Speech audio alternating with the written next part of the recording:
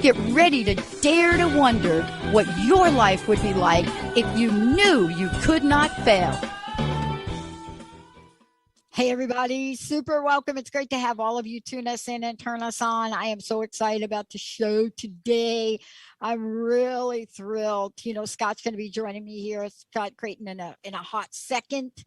But we're going to be talking about something that's a life's work for him. You know, he is an engineer. He travels, he explores all the sacred sites. He's been on many shows. He's been on my show before, but he's also been on Ancient Aliens. And you've seen him on this show because if you're me, you're trying to understand in your life, what is the relationship that some of us have to Egypt that we don't know about? Clearly, you're looking at things and we all are in awe about certain life events. And today we're going to talk about the Great Pyramid Void Enigma, the mystery of the Hall of the Ancestors with Scott. We're going to be talking about that. And we've got Benny and Jamie. Jamie's probably throwing up some pictures of this. I want everybody to see the book there. I hope I'm in the frame, Jamie. There we go. And I want to just talk about this. When you're Scott, you have a life that you've dedicated, right? But you also get backlash. You know, he and I could do a whole show on what happens when you get backlash. We're certainly seeing it play out in the Olympics when athletes are getting backlash. What does backlash mean? That means that in your life, you have ideas. And your ideas may not match what the conventional norm is. Right? There may be some things that you know that you've investigated that you have where you're just pointing to things that are probably a little bit, how should I say it, outside of the realm. Now, why do I say that? Well, 18 years ago, when I decided that we've got to do positive talk radio, we've got to. And, you know, there was one station on the planet that thought that was a good idea. Positive talk radio. What the heck is that? But along the way, you discover things you don't know about what you don't know. Today, we're going to talk about what happens when out of nowhere, there comes the realization of something, the Great Pyramid Void. We're going to talk about that. We're going to talk about how Scott leads us through this interesting conversation. Even why a pyramid? Scott, it's great to have you. Welcome to the show. Hi, Dr. Pat. It's good to be here again after, I think, maybe about 6 or 7 years. But yeah, no, you got to you're come back looking more good. You're often. looking good. Yeah, you're looking good too. Yeah, we're having a moment right here, aren't we? It's so good. Okay, I want to start out with a really odd question. I've been getting ready for the show and I'm reading the book and I'm thinking to myself, and I'm looking at my home. And if you look at my home, you see artifacts in my home that are just a little bit unusual based on how people know me. And they comment about this. But here we are today. You have dedicated yourself to this. You have talked about this. We're talking about the big void today, but I want to ask you this question.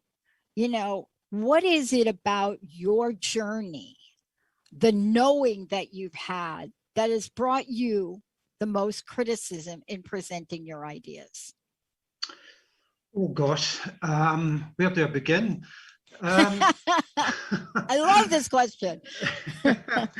Yeah, that's not an odd question at all. It's a very pertinent and prescient question, to be honest, because there isn't really a day that goes by where, you know, my thoughts and ideas, views, opinions are attacked. And why do people feel that they need to always go on the attack? Yeah. That really mystifies me personally.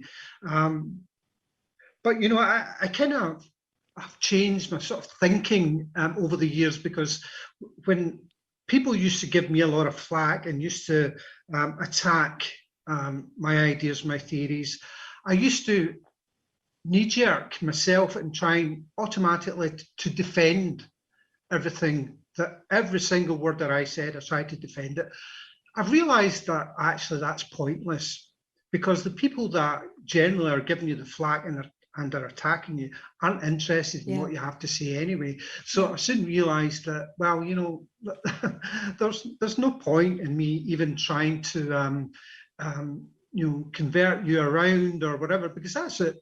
These people that attack my opinions. Now, I'm not insisting that what I am saying is the real deal. This is as you have to believe this. Absolutely not. And I would never do that.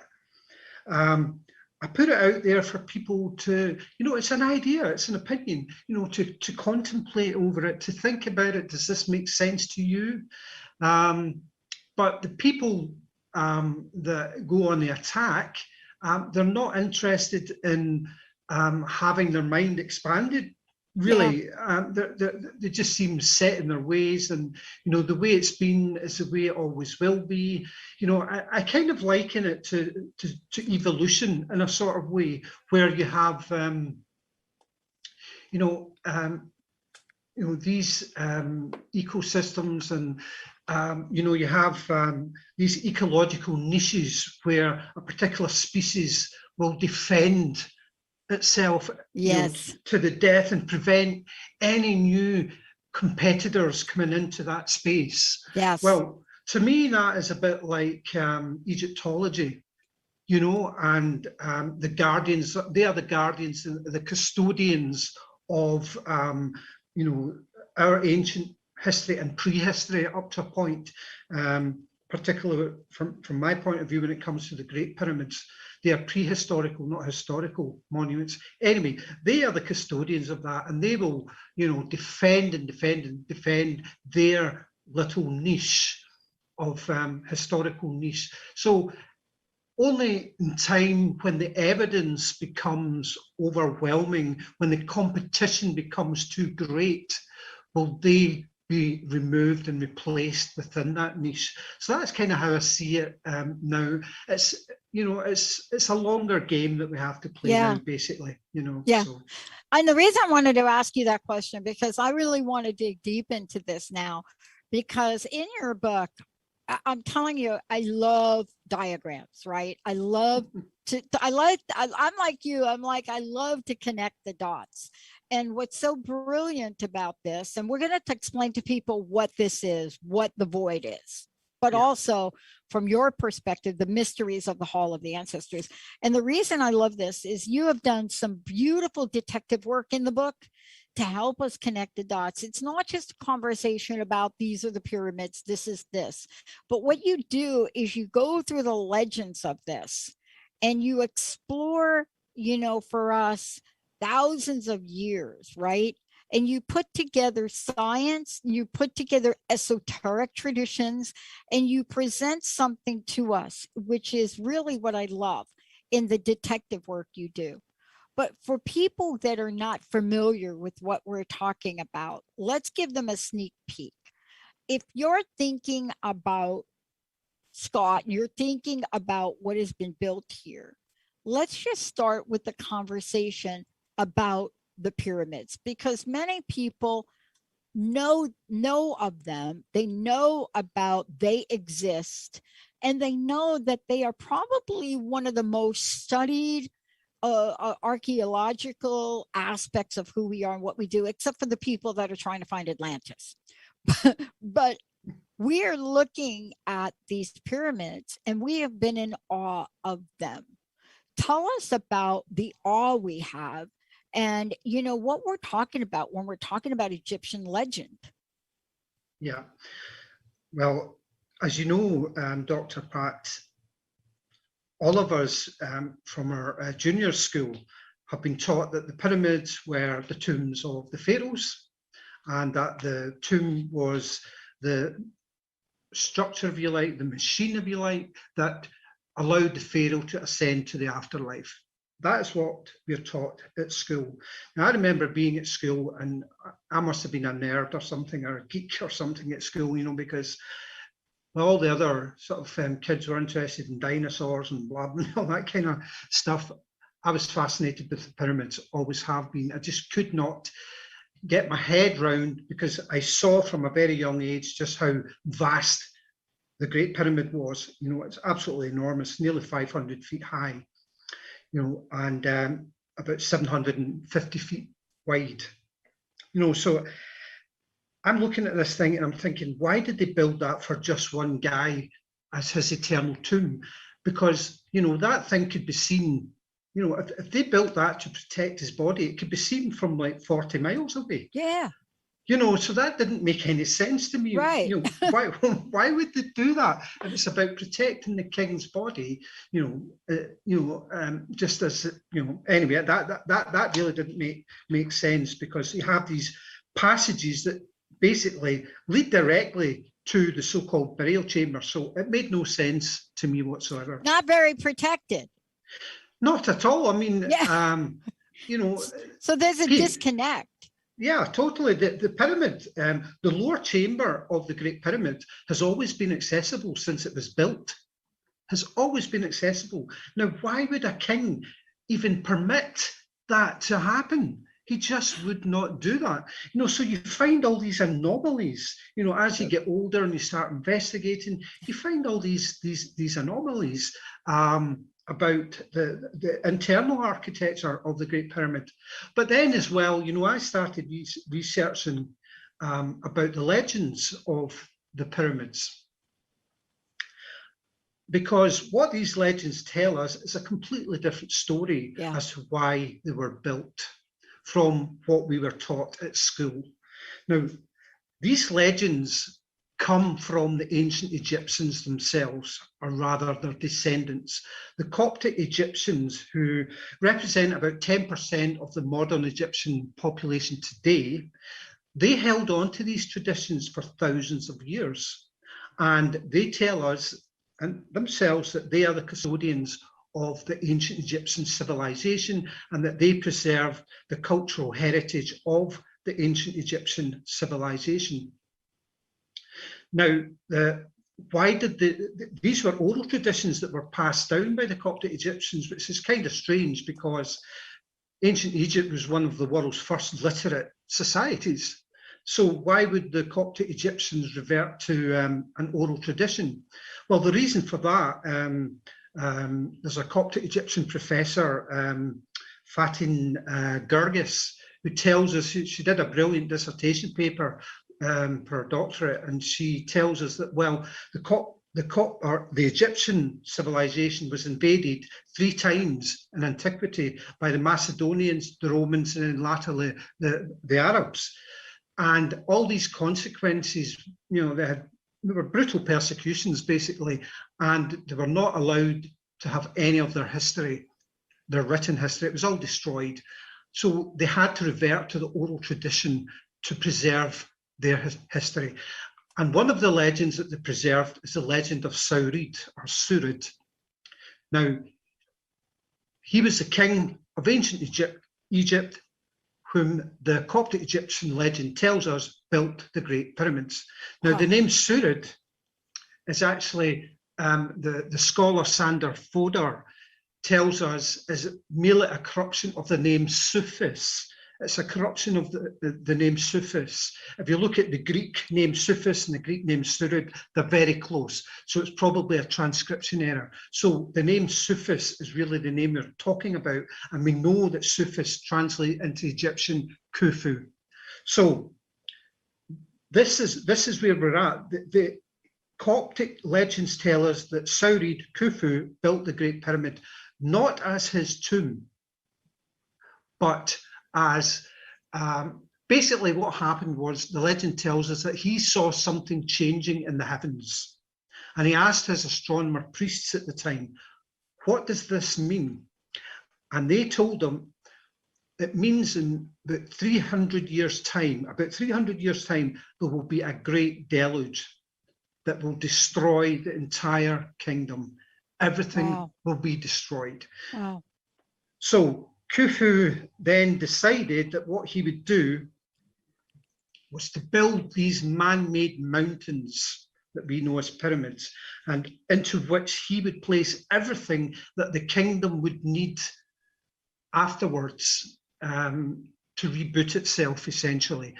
Inside these the chambers within these monuments. Now, we built about 16 of these.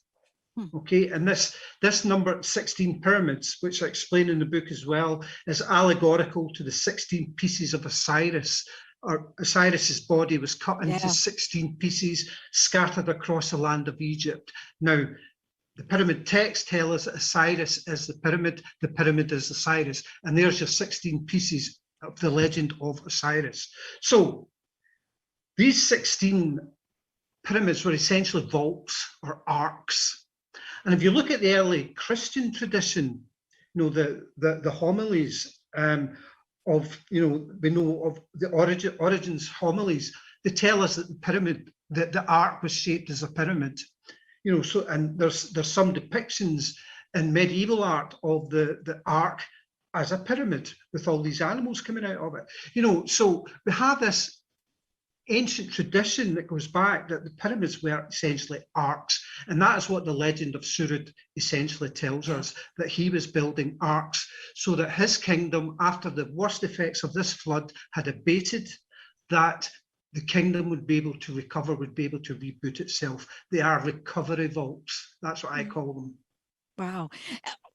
This is so fascinating. But, you know, one of the things, too, that I'm really struck by in the way you describe this, Scott, in the book is, I mean, you don't leave much out. You even talk about the fact that the Great Pyramid of Giza, you even talk about the electromagnetic energy through the hidden.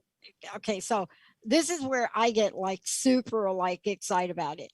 Electromagnetic energy in the hidden chambers. Now, this has been, you know, a headline that has come out since 2018, you know, and there is a perception in mainstream of view of the pyramids, which you're talking about and helping us understand. But yet we know, maybe let me just generalize for a moment. I don't like doing that, but I like to generalize on this. I'm not sure there are many people that have heard about the pyramids or even seen pictures are not in awe.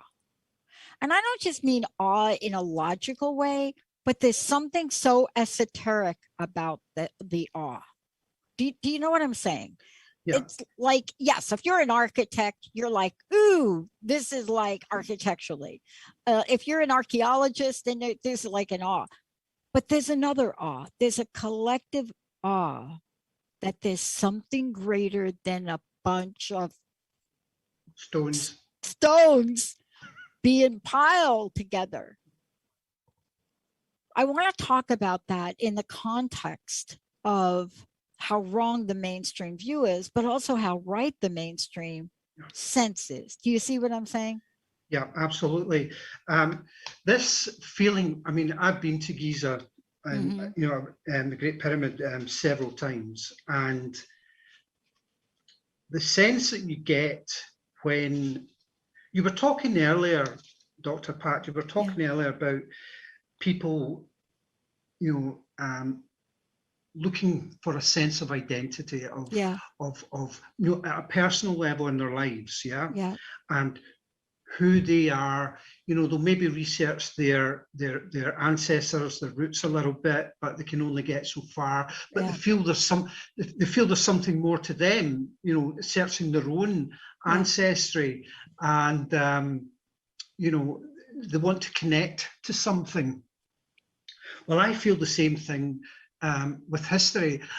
You know, I look at these structures and I just get this sense of ancientness of the place, and that in a sense that takes me back to the ancient roots of mankind in general, not just me as an individual. It connects me to our ancient past, you know, as a human species. You know, this is us, you know, going way back, you know. So in a sense, you know, when I'm at those monuments, I feel connected to some, you know, ancient roots, if I can maybe put it like that. It's just that gives me a sort of inner sense of connectedness when I'm at those monuments. It's just, I don't know if I'm articulating this No, particularly well. it's exactly right. But the reason I want to ask that question, and I want to talk about how we get to not only the many, many things you've done and written about this and talked about, but this particular book, because when I think about this discovery, and I'm talking about the Great Pyramid void, we're going to get to that now, right? Yeah. The enigma of that, even for those of us that briefly have a sense of anything about this, it's like a what, we're like, what? But people, the scientists, you, right, your body of work, your lifetime, you're like me, you're like, what about this? I want to do this, Benny. We have 3 copies of the Great Pyramid Void Enigma, the Mystery of the Hall of Ancestors. And this is, as we're talking about this is a book we'd like to give away 3 copies. I'd love to do that now, as Scott and I are going to continue to chat. 1-800-930-2819. And I know Jamie's putting up pictures on Facebook. There it is. Love it. Scott, how do people find out about you? Let's get everybody to find out about you, because we're just talking about one aspect of Scott, but there's like a lot of aspects of Scott. Okay, well, my publishers, I'm sure you know, is Inner Traditions and Bear and Company. So I've got a sort of holding page there on Inner Traditions website where people can find out a little bit more about myself and my books. I always like to ask people to support their local bookstores. So if you can do that, do that. I have an online forum on, I don't know if I'm allowed to say the name. I can say ATS. You can say the name. Yeah, abovetopsecret.com. I've got the alternative Egyptology forum on there. So people are welcome to pop in, start a topic, and I'll be glad to answer any questions. And please go ahead and take a look at this. All right. There is, in this void, there is, how should I say it? When I take the information about what everyone was just in, like, we didn't see this coming, talk about for a minute, and then we'll connect the dots, as we talk about the King's Chamber, and also we talk about the angle of certain things. But this was like one of these events, Scott, right, where all of you are like, what? Can you talk about the surprise of the void and what this has come to mean now? Oh, yeah. You see, the thing is, when you look at the very first pyramids, first 16, 20 or so pyramids, what you find is that there's between 1 and, say, a maximum of 3 chambers. That's it. Most of them have maybe 1, 2 chambers, most of them. Some of them have I think, like the Red Pyramid and the Bent Pyramid have 3 chambers. And these can all be more or less explained in terms of conventional, all these different chambers and the purposes can be more or less explained. Obviously, one of them is the burial chamber, but the so-called burial chamber. But then we have the Great Pyramid, which has this massive chamber called the Grand Gallery, a 4th chamber. And to be honest, Egyptologists today, I mean, they've known about that chamber forever, well, since at least, I don't know, Al-Mamun broke in about 820 AD. So they've known about that for about 1200 years, but they've never really been able to explain it in terms of their Egyptological understanding. It's just there, and they call it some grand processional chamber, or something like that. They don't really know how that chamber fits in. That's 4 chambers in the Great Pyramid. So already the Great Pyramid is slightly cast adrift from all the other pyramids that have come before. And now we find potentially another massive chamber the same size as the Grand Gallery. Now, just to let your listeners understand, Dr. Pat, the Grand Gallery is about 10 feet wide, 30 feet high, and about 100 feet long. Yeah, it's shocking to even think about this for me. This is like huge. Totally mind-blowing. Yeah, and that's the 4th chamber. in the Great Pyramid. It's massive, absolutely massive. And now what the Scan Pyramids team have discovered is a chamber or a space, a big void. They're not calling it a chamber yet because, well, they've never been in there yet. So it's just now they're playing with semantics, really. Exactly. My opinion. So there's this massive space that they've now found. It's as big as the Grand Gallery, and that's the 5th chamber. So it's just completely thrown everything, up in the air. Yeah, and let's talk about what it throws up in the air. It throws up some conceptual ideas that previous discoveries and previous people that have discoveries and the way they're connecting the dots. I could spend a lifetime just reading one of your articles, right? And trying to interpret the impact, because it's so massive to me when you have hundreds of years of people and discoveries, right? People that have been in there that have discovered things. I think about, Gilbert and, those folks that really just, investigated and found things. Here's my question. Even though we can't call it a chamber, we know it's big, right? Somehow our science has made us discover things. We know it's big. Here's my question. I'm gonna ask you to go out on a limb if you could. Does this discovery in your perspective, is it gonna blow previous analysis out of the water? And what I mean by that is we're looking at connections and we're looking at the Great Pyramid Enigma. We're also looking at the King's Chamber. We're looking at the King's Chamber, the Queen's Chamber. We're looking at trajectories. We're looking at Orion. We're looking at these connections, which are just absolutely stunning when you look at them and the connection. And you're thinking to yourself, some future Hollywood person created a movie and the Great Pyramid's a movie. And it's not. This was created by, you can decide if humans created it or not. That's another show you and I can do on that, because I'm telling you, I don't know any human that could create this. Maybe there is some, maybe, I don't know, Einstein's dead, but maybe he come back.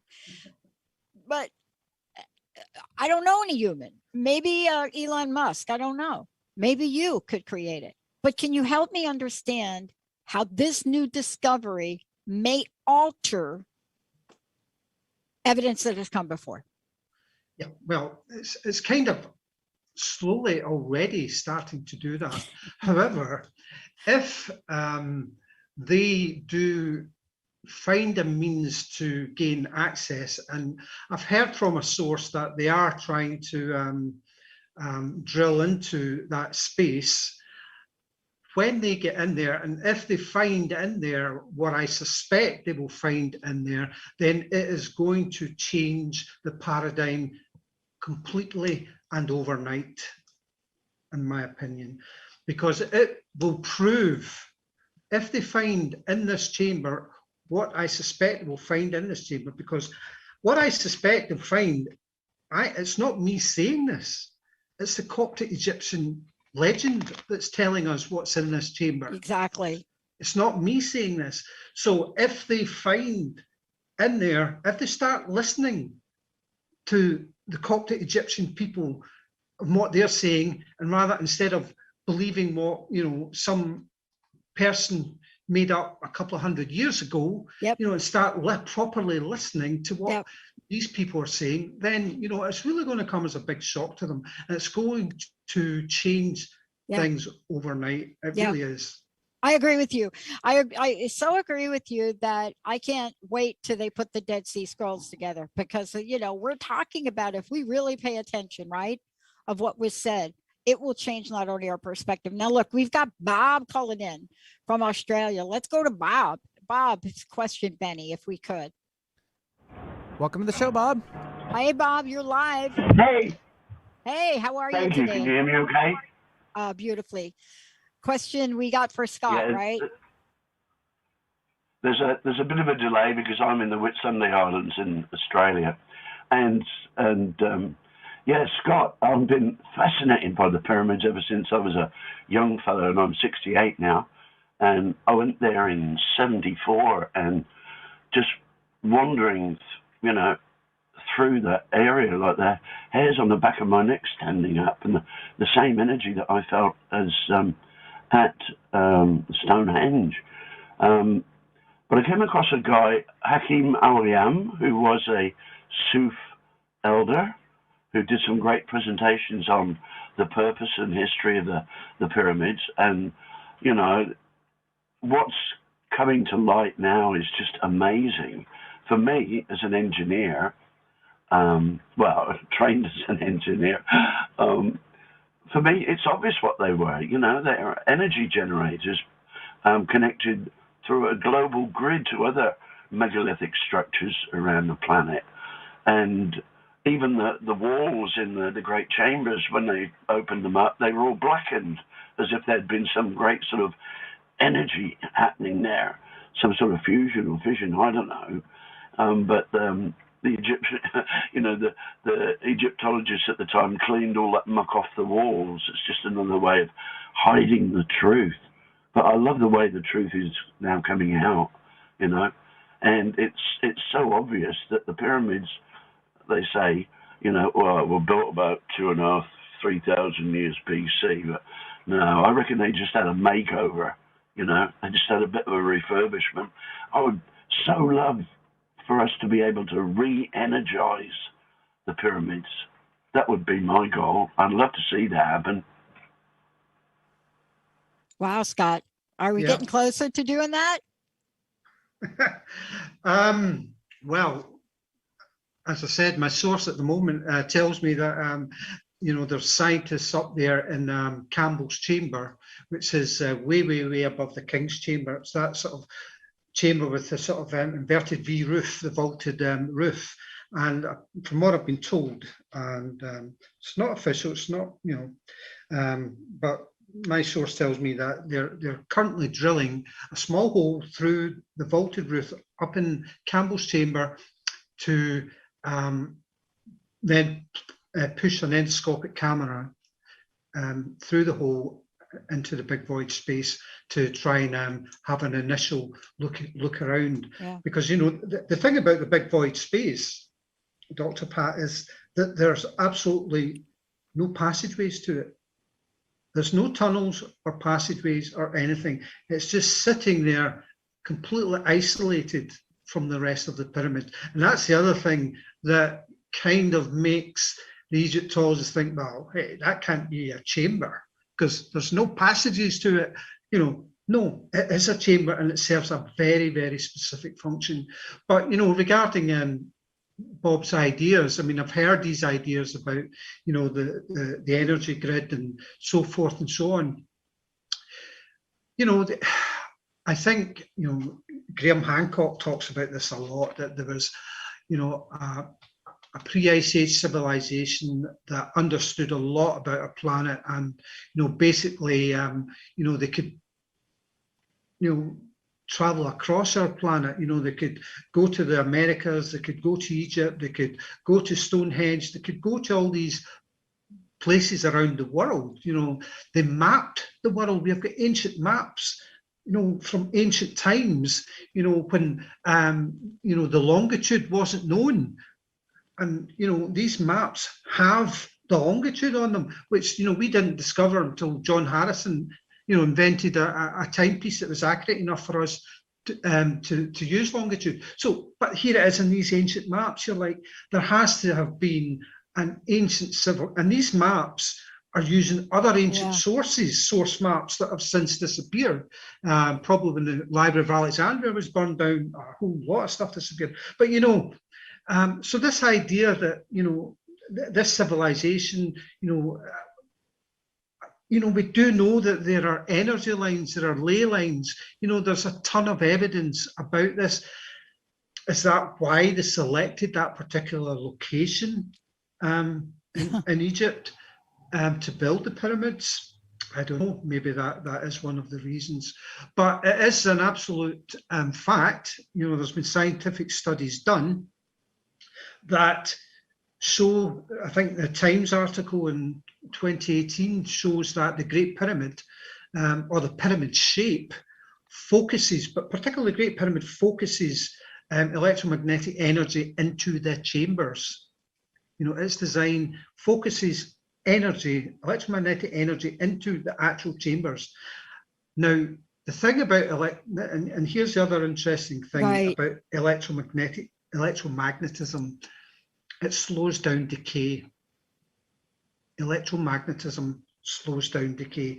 And I've done all sorts of experiments. I think I've got one experiment in the book, the milk experiment. I'm not sure if you've read that, Dr. Pat, but yeah, you know, it shows they did tests with pyramids, you know, and placed an 8-sided pyramid over, you know, one beaker of milk and a 4-sided pyramid, and different types of pyramids, and they left a, you know, a sort of test pyramid with a test beaker with no pyramid, you know, and the 8-sided pyramid, you know, preserved the milk the longest and stopped it decaying the most over time, you know. And here we have the Great Pyramid as an 8-sided pyramid. Yeah. It's an 8-sided pyramid, you know. So it's fascinating to me that that particular shape can minimize decay. And if you've got a lot of bodies in there that you do not want to decay, and this goes back to the ancient Egyptian religion, then, you know, an 8-sided pyramid is the thing you're going to need. For that electromagnetism to prevent that decay. Yes. And, you know, you're absolutely, I mean, you know, what you're talking, and yes, I've read that book. I've read your experiment on that, which is totally fascinating to me. But you always have to get to the next place, Scott, you know, and this is what I love, is we get to the next place where we start to ask questions that only human beings could ask. Why? Why? How? And if you go to the why, and I love this about the Enigma that you're presenting, the Great Pyramid Void Enigma, the mystery of the Hall of the Ancestors, right, Scott? I'm going to hold the book up, but I'm sure, you know, I think this is one of the few shows I do where I take no breaks, because I want to talk with you. And thank you for referencing, you know, the idea of, you know, Giza as sort of a power plant, sort of the references of this. But one of the things you talk about in the book, and the diagrams that I love you talk about in the book, is you bring us on the journey where we're looking at a line, we're looking at maybe a set of relationships, G1, G2, G3, Orion's belt. We're looking at some things that are so precise in their determination, so precise that people, like, we can map these things out, right? That we can see this. And it's fascinating about these events. Talk from your perspective and what you got in the book.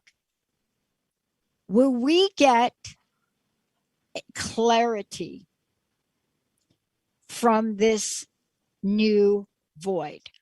Will we get clarity from this new void? Or, see, because I don't think we're done yet. I think there's a whole lot more going on in the Great Pyramid. I know, just me. I'm not you. I don't study this for like a living. I don't, you know, but my sense is there's a lot more. Do you think we'll get a sense of clarity from this, or will we have to rethink some things, Scott? Well, in a sense, Dr. Pratt, I hope we don't get clarity. Yeah. Because everyone loves a mystery, you know. And, you know, I will probably get attacked even more for taking all the mystery out of things, you know. So yeah, me too. I'm with you on that. You know, so it's a kind of you know, a double-edged sword in a sense. But clarity, I think, if we accept what the Coptic Egyptian legends tell us about these structures, we already have clarity. Yeah, we do.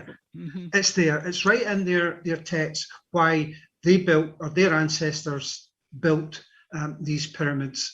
And, you know, if you look at their religion, the king was more important in the ancient Egyptian religion in death than he was in life. Because in death, the king could intercede with the gods. He could commune with the gods to ensure that the Nile would flow, the sun would rise, the crops would grow, the winds would blow, and so on and so forth. That was the job of the dead kings, the Osiris kings.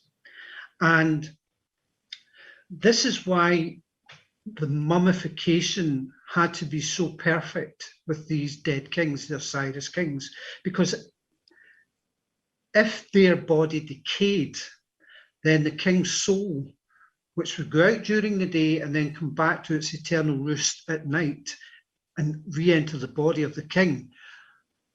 If the king's body decayed so much, the soul wouldn't be able to recognize the body. And that would mean that king would die forever. He could no longer commune with the gods. And the potential of that happened with every ancestor, then there could be absolute chaos in Egypt. The sun wouldn't rise, and the kingdom would just die. So that is what they believed, and that is why mummification was so crucial. And preventing decay was so crucial to the ancient Egyptians, or what I call the pre-ancient Egyptians. Yeah. Because I believe this goes way, way back, way, way before 2500 BC. And that's what I wanted to ask you about, because that's really, one of the premises of your work is that it goes way back before that. Oh, yeah, right? Absolutely.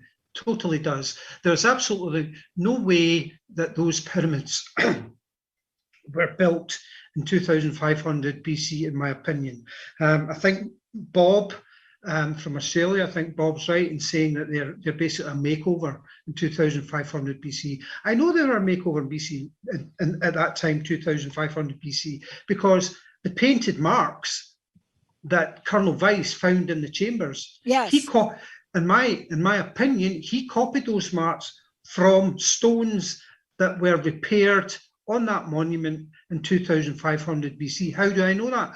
Because the orthography of the text of the writing is completely anachronistic to the supposed time of 2500 BC. The orthography of those marks is from a much later period in ancient Egyptian history.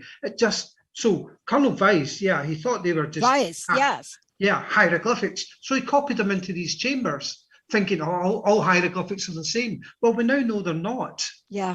And they're from different periods. And that was his big mistake. And I explained that. You explain it really interestingly in the book. I was looking at the way you explain it in the book, and I thought to myself, oh my gosh, what is the impact of that? Yeah. It's a major impact. It's a seriously major impact, because what Colonel Weiss did was he essentially placed false evidence into these monuments, which basically Egyptology were trundling along, doing a fairly good job, interpreting the hieroglyphics, Champollion and so forth, doing a reasonably good job, Petrie, investigating, measuring and so forth and so on. And then they were thrown a curveball by Colonel Weiss, placing this false evidence, which forced even Egyptology, in my opinion, down the wrong path. Had he not done what he did, I believe that the Coptic Egyptian narrative that we have may have been given a more thorough hearing than it has. But because essentially Colonel Weiss's actions essentially solidified the Tomb of the Pharaoh paradigm in the heads of the Egyptologists, essentially stymied their thinking. They thought, well, right, that's it, it's a done deal now. Well, they're fake. Those marks, in my opinion, I present a ton of evidence, not just in this book, Dr. Pat, but I've done a whole book.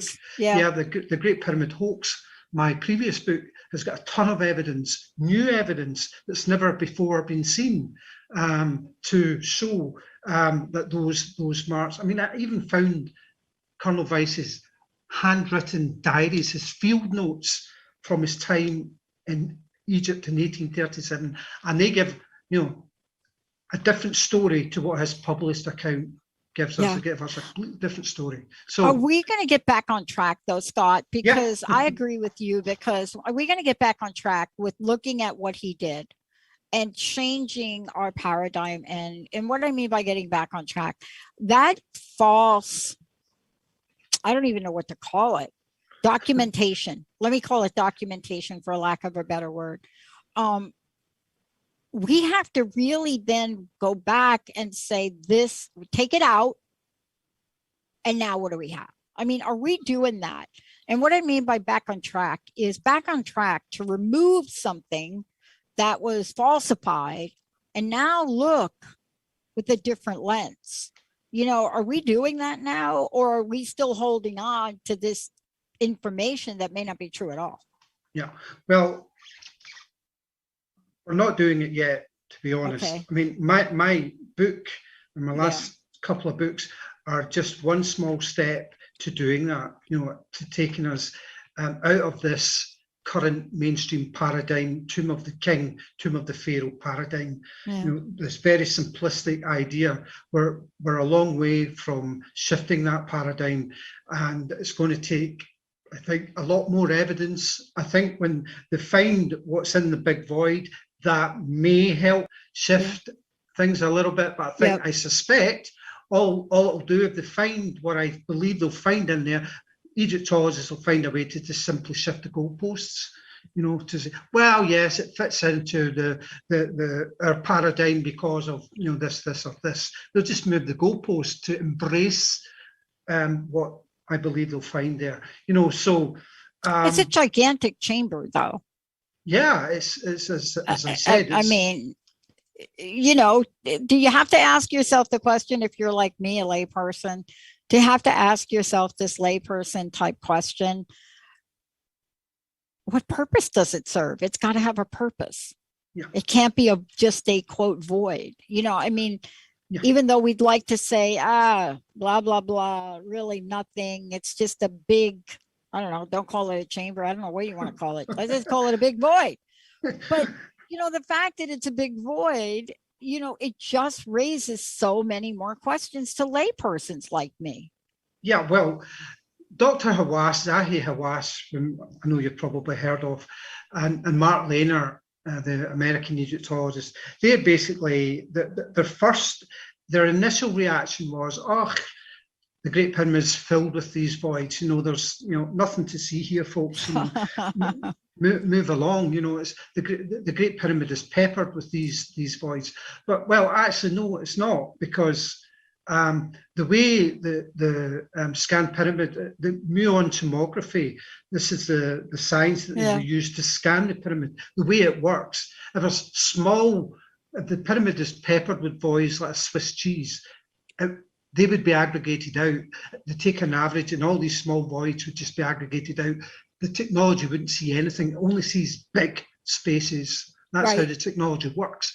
So, Dr. Hawass and Lehner, now I know for a fact, have changed their tune a little bit.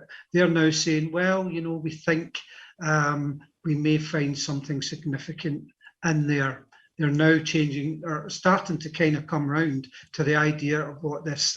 So I'm hoping maybe they've read some of my articles and my book, but that explains. Send it to them again, right? You know, I don't think there are mistakes. You know, in the universe that I live in, I really don't think there are mistakes. I don't believe in a laws of a universe. I don't even like the word mistakes. I don't think that, I mean, I was talking about it from the Olympics this morning and doing a show. I don't think that there are things that happen that are mistaken. I think there are things that happen to help us connect the dots to get to the bottom line of something, whether it's our personal lives, you know. I look at my own life, and I don't think that losing my job after 25 years was a mistake. I think it was a cosmic rearrangement, you know, for me to get some knowledge and wisdom and do what I was meant to do. But you will keep presenting these things, and you have presented so much evidence in this book. I'm so fascinated by it. I want to make sure folks know, and I know Jamie is making sure people know. I want to make sure they know this is the book. We've given away several copies of it. How do people, again, find out more about you? Because, you know, you're writing articles, I'm reading them. Tell folks how they can get more information about you and sort of join, you know, the conversation with you. Yeah. Okay. Well, I've as I said, they can write to me via the publisher in our traditions. They can write to me via the publisher. They can, as I said earlier, they can go onto my web forum. They go to the main page of abovetopsecret.com and they just scroll down. They'll find the Scott Creighton forum. It's probably about 2/3 of the way down. So they can scroll down, click on that, and they'll see a whole bunch of material that I've written there over, I think, since about 2007, about 14 years worth of material in there. They can start a topic of their own if they like. There's a whole bunch of articles on there just now about my new book that they can go and read about. A lot of sneak previews of it and so forth that they can go and read up on. I was previously, just finished yesterday, the author of the month on Graham Hancock forum. They can go on there and read what I've got to say there. So yeah, but if they want to speak to me directly, go on to ATS and start a topic, or if there's a topic there, just pop a post in there. I'll have a look at it and give you a response. And by the way, there are many books by Scott that you can get a hold of. There's so many. I think I've interviewed him on a couple of them, everything from The Secret Chamber of Osiris, Giza Prophecy, so much here talking about the Orion Code. And you're going to love when you pick up one of Scott's books. You think you're going to read a bunch of words. Of course, there are the words, but you're going to see how things are connected, how the dots are connected, how there are ways that we can look at a sense of understanding, especially if there is this evidence in science that Scott's creating. Scott, thank you so much for today. A couple minutes left. I want to know, what do you want to leave us with? What haven't we talked about that, you want to share with us about these discoveries now? Oh gosh, that's that's a toughie. I'm still continue to do research. I've got a couple of things that I want to do. I hope to go back to Egypt sometime, but that may be problematic because it seems that these days anyone with alternative ideas is no longer being permitted onto these ancient sites. So which is an utter disgrace. But anyway. That's just life, I suppose. So yeah, I would like to just keep digging and keep researching for answers. That's what I do. I do not insist at all that I'm right. It's just ideas, it's just opinions. But as you said, Dr. Pat, I do try to connect everything, and I always provide evidence of some kind, whether it's direct evidence or circumstantial evidence, to back up what it is I'm saying. So it's not just, thrown out there as complete speculation. I always try to back up what I say, and that's what I hope to continue to do. Absolutely. Scott, thank you so much for today. Thank you for everything you're doing. It's great to see you again. You too, Dr. Pat, and I hope it's not too long till next time. I hope so as well.